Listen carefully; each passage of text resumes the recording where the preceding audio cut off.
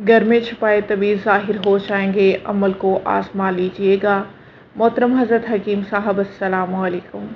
मेरे कज़न ने मुझे एक वजीफ़ा बताया जो मैं कायरीन अबकरी की नज़र करता हूँ।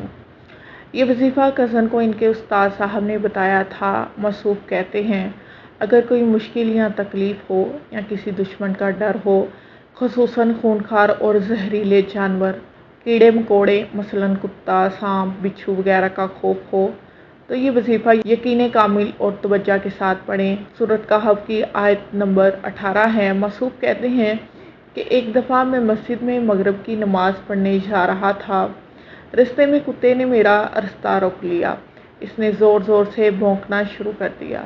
मैंने दर्ज बाला आयत यकीन कामिल और तवज्जो के साथ पढ़कर इसकी तरफ फूंकी तो कुत्ता फ़ौरन खामोश हो गया, रास्ते से हटकर आराम से बैठ गया।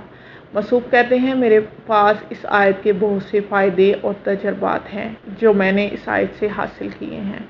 मेरे मामू एक मरतबा मगरिब की नमाज के बाद बैठे तो इन्होंने एक वजीफ़ा बताया।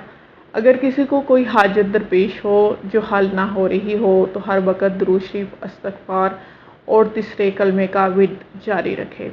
अगर आप हर वक्त नहीं पढ़ सकते तो रोज़ाना कम से कम एक तस्बीह पढ़ें। इंशाअल्लाह ताला आपके रोज़मर्रा के तमाम कामों में आपको भरपूर फ़ायदा होगा और मसाइल ग़ैबी तौर पर हल होना शुरू हो जाएंगे। इसी तरह मेरे उस्ताद मोहतरम ने मुझे चंद साल पहले वजीफ़ा बताया था कि अगर कोई मुश्किल काम हो जो हल ना हो रहा हो, ख़ुसूसन अगर आप सफ़र कर रहे हैं, आपको गाड़ी नहीं मिल रही, तो सूरत क़ुरैश का विर्द करें। इंशाअल्लाह ताला आपका सफ़र आसानी से गुजर जाएगा।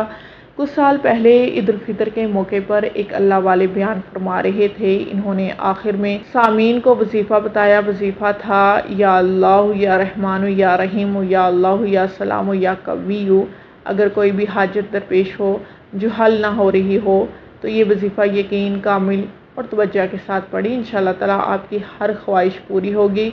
सिर्फ जायज़ कामों के लिए पढ़ें, नाजायज़ कामों के लिए हरगिज़ नहीं पढ़ें, नुकसान का अंदेशा है। जज़ाकल्लाहु खैर। अस्सलामु अलैकुम।